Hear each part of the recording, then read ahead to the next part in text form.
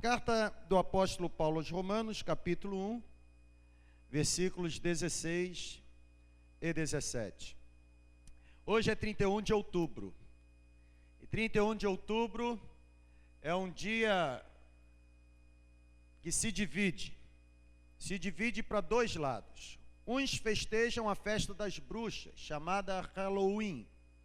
Outros festejam o dia da Reforma Protestante. Eu tenho certeza que você que está nesse santuário não deseja festejar outra coisa senão o dia 31 de outubro de 1517, quando houve um divisor de águas na história da igreja evangélica, ou da igreja protestante. Eu quero pensar com você hoje sobre isso. A gente ouve falar sobre reforma protestante. O que será? Quais as implicações dela na vida de um cristão? Será que nós estamos em acordo com o que foi proposto pelos reformadores, especificamente por Martim Lutero? Será que nós nos afastamos dos pilares, das 95 teses? Para onde nós estamos caminhando? Eu quero ler esse texto e compartilhar com você as 5 afirmações, ou a síntese, colocada em 5 expressões latinas, acerca das 95 teses do grande reformador. Diz assim o texto de Paulo aos Romanos, capítulo 1, versículo 16. Não me envergonho do Evangelho, porque o Evangelho é o poder de Deus para a salvação de todo aquele que crê. Diga aleluia. Primeiro do judeu, depois do grego. Porque no Evangelho é revelada a justiça de Deus, uma justiça que do princípio ao fim é pela fé, como está escrito, o justo viverá pela fé. Reforma protestante. Hoje nós amanhecemos com essa frase no nosso ouvido. Eu dei um passeio hoje no Facebook da Aline e vi uma porção de publicação acerca da reforma. Alguns se arriscavam a colocar as 5 frases ou as cinco afirmações acerca da reforma. Mas nós precisamos entender o que significa a reforma na vida da igreja. Por que nós devemos festejar a reforma? Porque o dia 31 de outubro para a igreja evangélica no mundo deve ser um dia especial, deve ser um dia festejado. A reforma protestante, gente, diz a história que foi um movimento reformista cristão, iniciado no século XVI, em 1517, quando um monge alemão chamado Martim Lutero, ele se aventurou a andar na contramão da Igreja Católica e escrever 95 teses e prender essas 95 teses à entrada do castelo da igreja, do castelo de Wittenberg, na Alemanha. E diz a mesma história, que quando Lutero fez isso, ele fez isso motivado pela leitura da Bíblia. Lutero leu esse texto que nós acabamos de ler. Diz a história da reforma protestante, que o grande reformador Martim Lutero, ao pegar a Bíblia e ao ler essa carta de Paulo aos Romanos, capítulo 1, quando ele leu o versículo 17, quando a Bíblia afirma que o justo viverá pela fé, os seus olhos foram abertos de forma extraordinária e alguma coisa de especial aconteceu no coração daquele homem. Eu fico olhando para algumas pessoas que ainda não descobriram o que é o segredo de ler a palavra de Deus de forma devocional. Diz a história que Lutero, quando leu esse texto, os seus olhos foram abertos, alguma coisa aconteceu. Aquele homem, gente, que buscava servir a Deus muito mais motivado por medo e por tradição. Diz a história que agora ele passou a conhecer um Deus, por meio da palavra, um Deus que ama o pecador, um Deus que justifica o pecador que se rende ao sacrifício de Cristo, o sacrifício que Cristo fez pela humanidade na cruz do Calvário. E agora, ter acesso às verdades das Escrituras, meditar sobre o que Romanos 1,17 disse ou afirmava para Lutero, serviu não somente para aquietar o seu coração, como os seus líderes esperavam, mas ler esse texto fez com que Lutero fosse despertado. Esse texto incendiou o coração de Lutero ao ponto dele iniciar uma grande reforma que ele mesmo não imaginava que iria viver. Você está aqui comigo? Diga amém. O que a reforma significa para a gente? Ao pregar as 95 teses presas à porta da igreja do castelo daquela cidade alemã, diz a história que a intenção de Lutero naquelas teses era divulgar para todo mundo as experiências que ele havia vivenciado ao conhecer a palavra. Ah, minha gente, quando eu olho para o cenário em que nós, enquanto igreja evangélica brasileira, estamos vivendo, anote isso.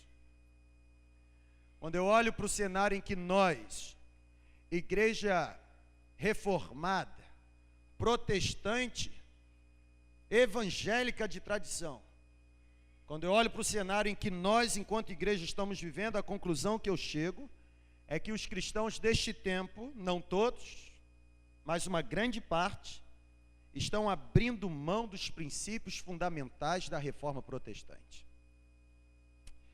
Certa vez, um homem chamado William Booth, um ministro metodista, fundador do Exército da Salvação, ele, em uma das suas ministrações, ele diz o seguinte: nós vivemos um tempo em que existe uma religião sem Espírito Santo, um cristianismo sem Cristo, um perdão sem arrependimento, uma salvação sem novo nascimento. Nós vivemos um tempo em que existe um evangelho sem cruz. Este é o nosso tempo. É um tempo marcado por crentes que afirmam terem conhecido Jesus, crentes que afirmam terem nascido de novo, mas que ainda não compreendem o poder transformador da fé. Você consegue compreender isso? A gente vive um tempo em que existem pessoas que ainda não conhecem o que significa renunciar às coisas do mundo para servir a Jesus. Minha gente, esse é o tempo em que as igrejas estão preocupadas com acomodações. É um tempo em que as igrejas estão preocupadas com respeitabilidade social. É um tempo em que as igrejas estão preocupadas com reconhecimento humano. Há um espírito mundano na igreja, há um espírito pagão, há práticas pagãs, há uma irreverência nos cultos a Jesus, falta simplicidade na igreja, falta reverência, falta intensidade na oração, gente, falta hoje na igreja percepção ao senhorio de Jesus. Nós precisamos voltar aos pressupostos da reforma. Eu hoje pregava esse sermão para o Amilcar. Não tinha muito serviço na secretaria, eu coloquei dentro do gabinete e falei assim: você vai ouvir o sermão de hoje à noite. E eu dizia para o Amilcar assim: quando eu olho para o que Deus está nos dando, primeiro sentimento que vem em meu coração é o seguinte: bem que poderia existir Martim Lutero hoje, no nosso tempo. Mas ao mesmo tempo eu chego à seguinte conclusão: não tem que existir Martim Lutero. O que tem que existir é você. Quem tem que existir sou eu. O que tem que existir é a coragem, é a simplicidade. O que tem que existir é o comprometimento que Martim Lutero teve com um texto que abriu os seus olhos, coragem, intrepidez, ousadia, para refutar, gente, esse distanciamento da palavra. Irmãos, nós estamos vivendo um tempo em que é melhor ser líder de igreja evangélica do que ser traficante em Morro do Rio de Janeiro. Aliás, gente, liderar a igreja hoje dá mais dinheiro do que vender maconha, cocaína ou crack. Por quê? Porque vender maconha, cocaína e crack é crime. Se a polícia te pegar, você vai preso. Mas usar a Bíblia como esperteza para perverter a fé de fiéis, como diz Efésios 4,14, isso não é visto como crime pela sociedade. O Código Penal não vê isso como crime. Eu já parei de assistir televisão sábado de manhã há muito tempo, mas dizem que o vício acompanha o viciado. Já ouviram isso? E eu tive uma recaída. A minha recaída foi, no sábado passado, ligar a televisão. E pasmem, no programa evangélico que eu coloquei, tinha alguém dizendo ou prometendo que se uma pessoa contribuísse com 900 reais, 900 reais, até o início do próximo ano, todas as promessas que Deus fez para a sua vida e que ainda não foram cumpridas, elas até o início do próximo ano serão cumpridas. Nós estamos muito distantes da reforma protestante. Aliás, se nós não formos boca profética nessa geração, nós iremos contribuir para que a igreja evangélica volte para o lugar de onde a reforma protestante a tirou. Você está aqui comigo? Diga amém. Aqui na terceira igreja o sermão é desse jeito, tá? Aqui não tem anjo de cueca de ouro, BMW, nada disso. Aqui a gente não abre mão de provocar reflexão, porque quem pensa não é manipulado. Nós precisamos voltar aos pressupostos da reforma. Quando eu olho para a igreja, eu penso que a igreja está se distanciando dos princípios fundamentais que nortearam os reformadores, ao ponto de um deles, chamado Martim Lutero, ser excomungado da igreja católica apostólica romana por contrariar ou refutar os ensinamentos dela daquele tempo. Existem cinco frases que sintetizam a reforma. E eu quero apenas citar as 5 frases e tentar fazer uma aplicação para o nosso dia. Por exemplo, a primeira frase é que se chama sola fide. O que significa isso? É em latim, e sola fide significa somente a fé. Quando Martim Lutero, ele escreve as 95 teses, preste atenção nisso aqui. Quando Martim Lutero escreve as 95 teses, e ele afirma somente a fé, sola fide, o que ele está dizendo é que deveria ser colocado abaixo a questão da meritocracia. Repita comigo, meritocracia. 1, 2, 3 e já. Por que será que Martim Lutero diz somente a fé? O que ele queria dizer quando ele afirmou que somente a fé, sola fide? Gente, sola fide é o ensinamento de que a justificação, ela é recebida somente pela fé, sem qualquer interferência ou necessidade de boas obras. Quando o reformador diz que é somente pela fé, o que ele está dizendo é que é somente por meio da fé que nós somos salvos. É o que Efésios 2,8 diz. Efésios 2,8 diz: pela graça vocês são salvos, por meio da fé. Isso não vem de vocês, é dom de Deus, não vem de obras, para que ninguém se glorie. Você, meu querido, não se apropria da salvação apenas pela razão humana, até porque a razão humana não consegue explicar a salvação. Você se apropria da salvação por meio da fé em Jesus, uma fé salvífica, uma fé que gera vida, uma fé que dá a você capacidade de acreditar naquilo que você não enxerga, uma fé que dá a você capacidade de crer naquilo que você ainda não vê. Quando a reforma diz somente a fé, o que a reforma está dizendo é que praticar boas obras é uma obrigação nossa enquanto ser humano.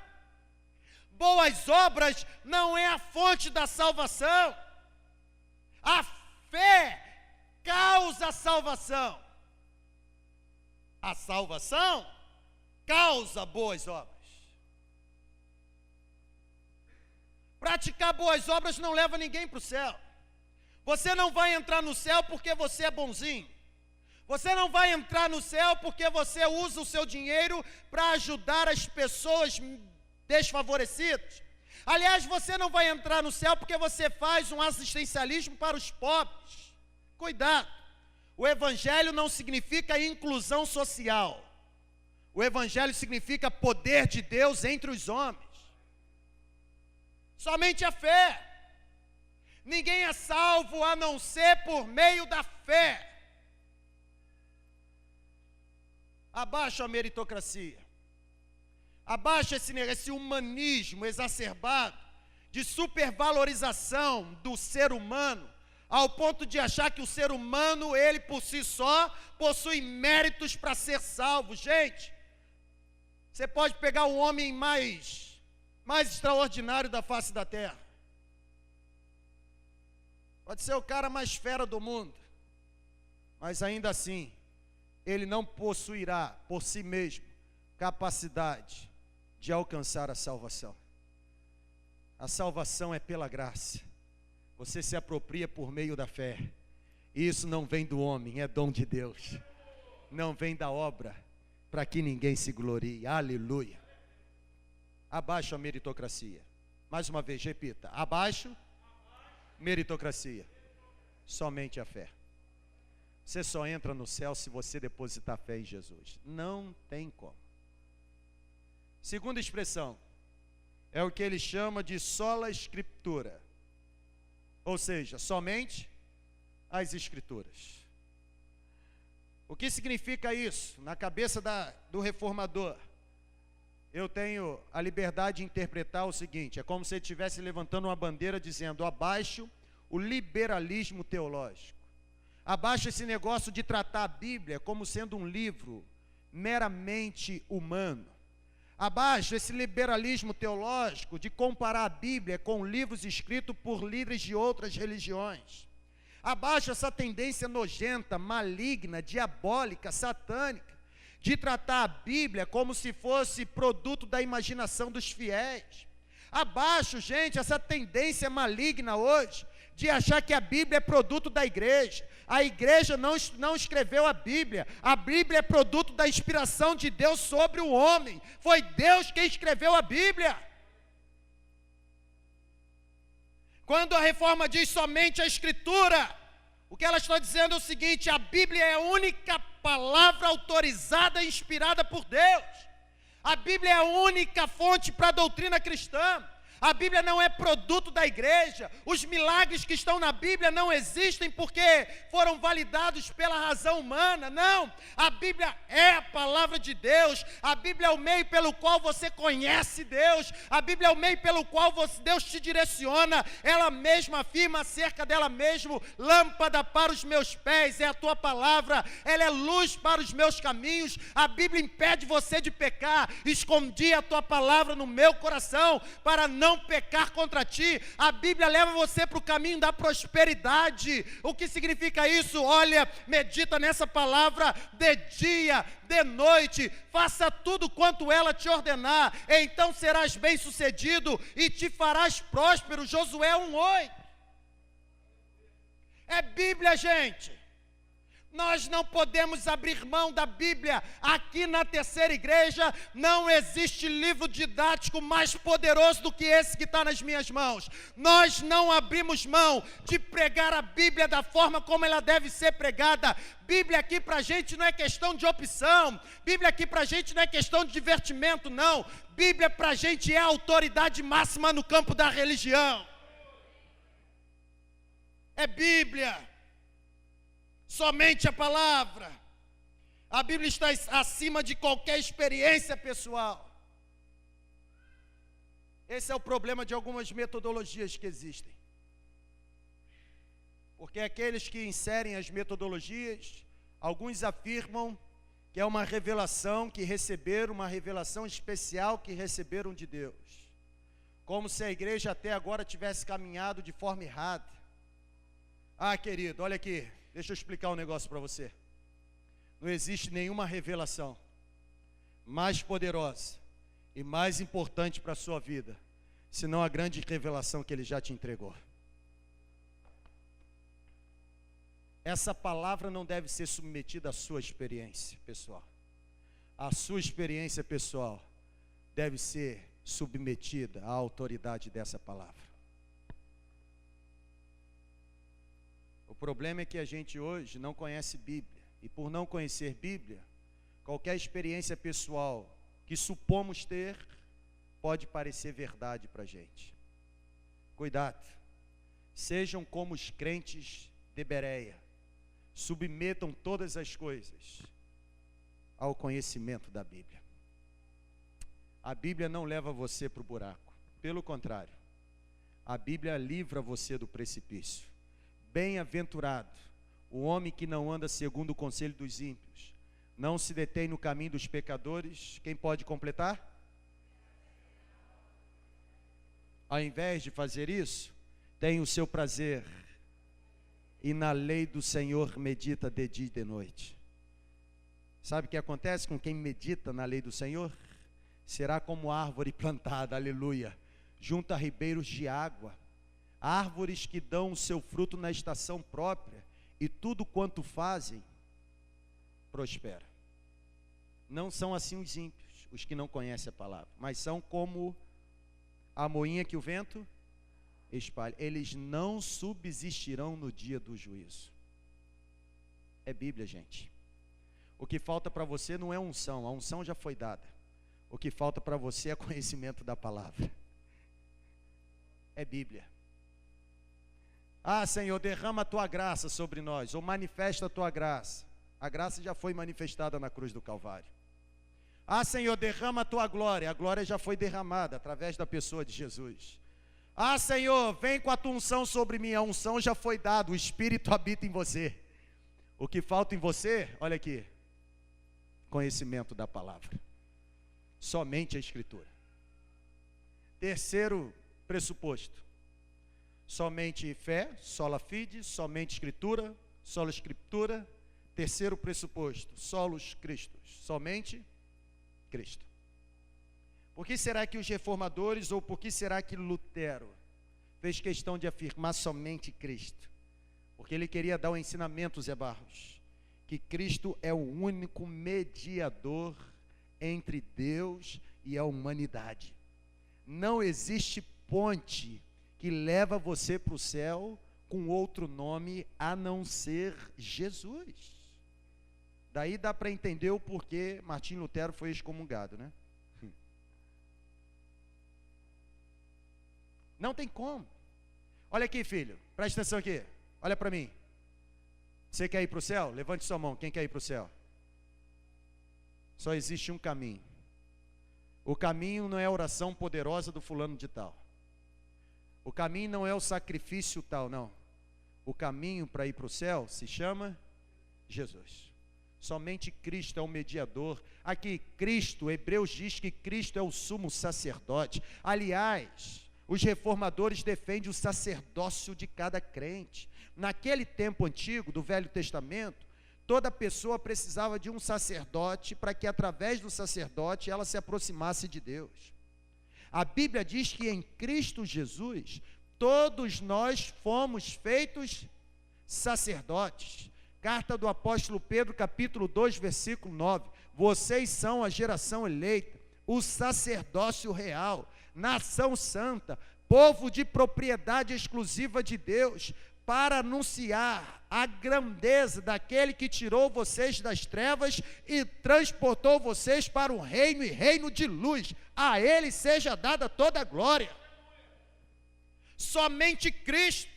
A Bíblia afirma que não há salvação através de nenhuma outra pessoa. Atos 4:20 ou Atos 4:12. Em nenhum outro há salvação, porque debaixo desse céu nenhum outro nome há dado entre os homens pelo qual devamos ser salvos. Só existe um nome que tem poder para salvar. O nome é Jesus. Ele é o caminho, Ele é a verdade, Ele é a vida, Ele é a porta, Ele é o Cordeiro vivo que desceu do céu, Ele é a expiação, Ele é o sacrifício, Ele é o bom pastor, Ele é a luz que ilumina todos os homens, Ele é a fonte de águas vivas, gente. Somente Cristo. Somente Cristo. Mais ninguém.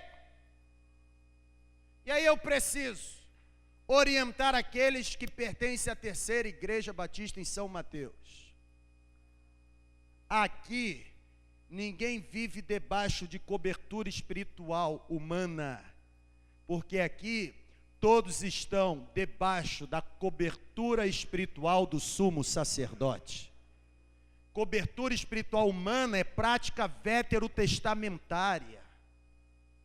Velho Testamento foi concretizado em Novo Testamento.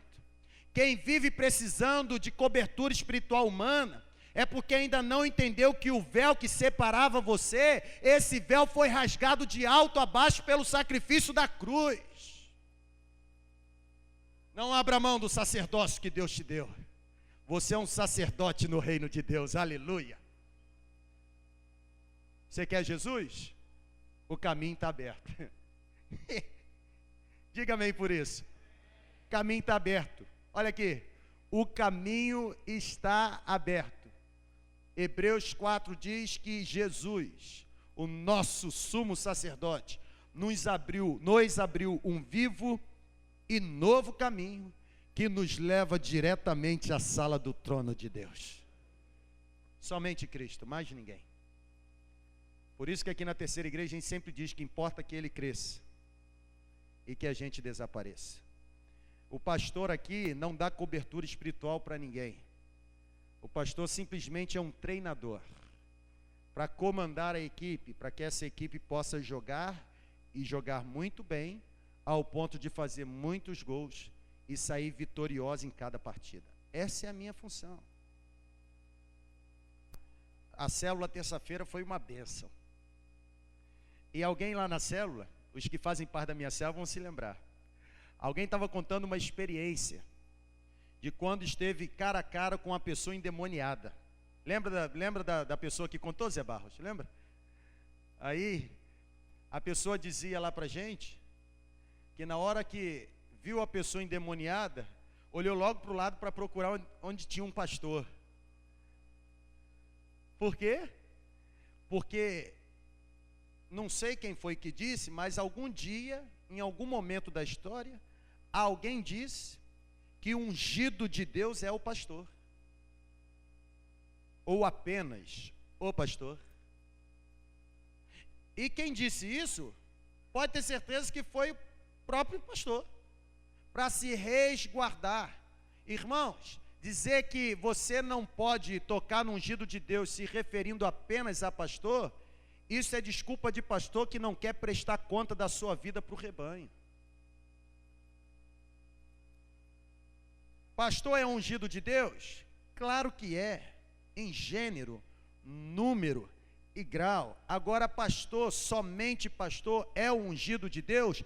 Claro que não. Se você se rendeu ao senhorio de Cristo, afirmando a sua salvação na pessoa de Cristo na cruz do Calvário, meu filho, a Bíblia diz que nesse momento acontece um processo. Qual é o processo? É lhe dada a salvação e o Espírito de Deus começa a habitar em você. Se o Espírito de Deus passa a habitar em você, automaticamente Gálatas 6,17 se cumpre na sua vida. Você passa a receber a marca de Cristo. Se você tem a marca de Cristo, você alegra o seu coração, porque você é ungido do Senhor, sim. E não vale encantamento contra o ungido do Senhor. Toda obra de feitiçaria, toda obra do diabo, toda sepultura aberta, toda palavra de maldição não prevalecem sobre a vida daqueles que estão debaixo do senhorio de Cristo Jesus. Somente Cristo, mais ninguém. Quarto pressuposto: sola gratia,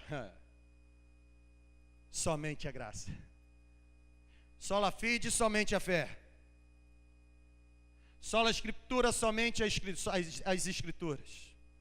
Sola Cristo, somente Cristo. E agora sola gratia, somente a graça. Se quando eu falei sobre somente fé, disse que era um abaixo a meritocracia, quando eu falei sobre as escrituras, eu disse que era um abaixo ao liberalismo teológico. Quando eu falei sobre somente Cristo, eu quis afirmar abaixo ao clericalismo. Esse negócio de que os que estão em cima de um tablado são mais espirituais do que estão abaixo de um tablado. Irmãos, espiritualidade na vida de uma pessoa não é mensurada pela posição que ela exerce no reino. Espiritualidade na vida de uma pessoa é mensurada pelos frutos que ela produz para o reino. Somente a graça. O que eu quero dizer com isso? Abaixo as indulgências. Repita comigo, abaixo as indulgências. Quando o reformador diz assim, somente a graça, o que ele está dizendo, coerente com a palavra de Deus, é que somente pela graça divina o homem alcança a salvação. A salvação não é algo merecido por homem pecador, a salvação é um dom imerecido de Deus por causa dos méritos de Jesus. Você recebe salvação não porque você é bom, você recebe salvação porque o olhar de Deus para você passa necessariamente pelo seu advogado, segundo João capítulo 2, versículo 2, a Bíblia diz que quando Deus olha para você, quando olha para o homem pecador que eu e você somos, quando olha para o homem degradado pelo pecado, depravado pelo pecado, caído pelo pecado, o olhar de Deus antes de chegar em mim e em você, passa necessariamente pela cruz do Calvário. Você é salvo não pelos seus méritos, você é salvo pelos méritos daquele que foi crucificado no seu lugar. É isso que a reforma está dizendo. Irmãos, como nós estamos afastados do que foi a reforma protestante para a igreja. Abaixo as indulgências. Tem que parar com isso. Por melhor que o homem seja, ele nunca terá condições de por si mesmo alcançar a salvação. O problema, gente, é que o evangelho praticado por alguns hoje está retornando de onde a reforma retirou o evangelho. Abaixo as indulgências. Eu sei que você sabe história, você já aprendeu isso. Eu não tenho pretensão de ensinar história para você, até porque eu não fiz história. Eu fiz administração, fiz teologia, fiz letras. História não. Mas diz a história que no ano de 313 aconteceu algo fantástico. Aquela igreja do século I, que crescia, simples, humilde.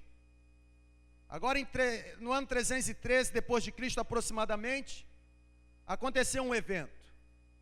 A conversão de Constantino. Diz a história que Constantino, ele tem a visão da cruz, ele se converte, só que com a conversão de Constantino agora existe, presta atenção nisso, existe a união da igreja e Estado.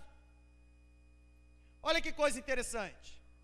A união da igreja com o Estado fez com que agora a igreja começasse a se distanciar dos princípios da palavra e inserir na sua vida heresias. Não demorou muito para em 607, se não me falha a memória, começar o que foi chamado pelos historiadores de período do papado.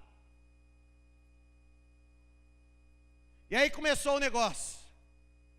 O líder do Estado agora também é líder da igreja. No início do século XVI, diz a história que um papa chamado Leão X, ele agora está construindo a Basílica de São Pedro e precisa de dinheiro. E para conseguir dinheiro, ele envia emissários para a Europa, especificamente para a Alemanha. E agora esses emissários, para conseguir dinheiro, para terminar a construção da Basílica de São Pedro, eles começam a cobrar indulgências. Ou seja, você me paga, você paga indulgência para a igreja, e a igreja agora dá a você o perdão para os pecados. Diz a história que conforme o pagamento, conforme o preço pago, o Papa agora, ele assinava uma bula, e com essa bula, de acordo com o que você pagou, ele dava o perdão dos pecados para você para um mês, poderia ser para um ano, ou poderia ser um perdão eterno. Essas eram as indulgências. O povo, para pedir perdão, o povo para alcançar perdão de pecados, eles pagavam. E aí quando eu olho para a igreja hoje, eu percebo que hoje nós não estamos vendendo perdão dos pecados. mas nós estamos comercializando a fé. Nós estamos vendendo bênçãos espirituais abaixo as indulgências. Nós estamos levando o cristianismo, gente, para o local de onde a reforma o tirou. Você não precisa pagar para ser abençoado, meu filho. Até quando a Terceira Igreja Batista em São Mateus vai precisar dizer isso para você? Até quando o pastor da Terceira Igreja vai continuar sendo apedrejado para dizer isso para você? Você não precisa pagar para ser abençoado. A bênção não é mediante o sacrifício que você faz. A bênção é mediante o sacrifício que Jesus fez. Não vendemos mais perdão dos pecados, até porque o povo não é mais bobo para pagar por perdão dos pecados, mas vendemos a bênção da fé. Eu estava hoje assistindo ali no gabinete um vídeo, e eu não sei como eu fui parar no vídeo. Eu não lembro nem o que eu estava fazendo, eu sei que eu fui parar nesse vídeo. E o pastor que pregava no vídeo dizia sobre uma ovelha de sua igreja. O nome desse pastor eu posso dizer, Ed René Kivitz. E ele dizia sobre uma ovelha de sua igreja. Papai chegou lá, eu estava assistindo esse vídeo, em que essa senhora de sua igreja, ela com o pai estado terminal do câncer, agora ela chega no gabinete do pastor Ed e diz o seguinte: pastor, eu estou com um problema e quero pedir uma orientação. Meu pai está na fase terminal do câncer e ele cismou que eu tenho que levá-lo na igreja tal, para passar pela oração dos 318, para que através da oração desses pastores, ele seja curado.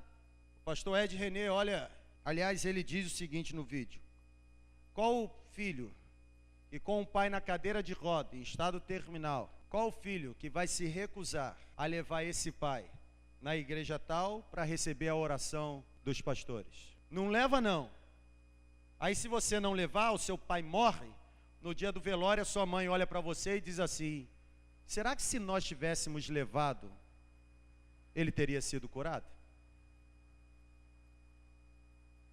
E aí aquela senhora leva.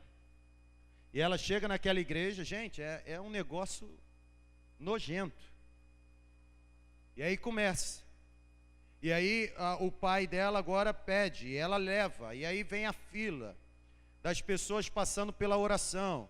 E aí diz que ela passa a primeira vez e não acontece nada com o pai dela. E os pastores vão orientando: se não foi curado, volta de novo na fila. E ela vai lá e passa. E diz o pastor Ed que quando aquela menina passou empurrando seu pai na cadeira de roda pela terceira vez, um dos pastores que estava na ponta virou para ela e falou assim: é a terceira vez que você está passando, né? Vem ali naquela sala.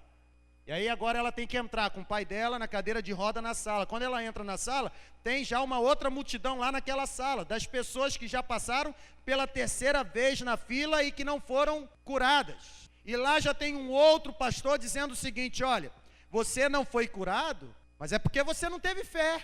Só que agora você precisa ter fé, e a sua fé tem que vir agora com sacrifício, porque você já passou pelas 3 vezes. E o sacrifício agora é você dar uma bela de uma oferta. E aquela senhora, com uma fé alicerçada, pensa consigo mesmo: esse camarada está querendo me tirar. Só que o pai dela, que está em estado terminal na cadeira, olha para ela e diz assim: minha filha, dá uma oferta para a igreja. E aí na hora que ela vai pegar a bolsa, aí começa a manipulação. Olha, cuidado com a oferta que você vai dar, hein? Porque se fosse para chamar um médico renomado aqui em São Paulo, R$10 ele não viria. E você está dando uma oferta para aquele que é o médico dos médicos. E aí começa, gente.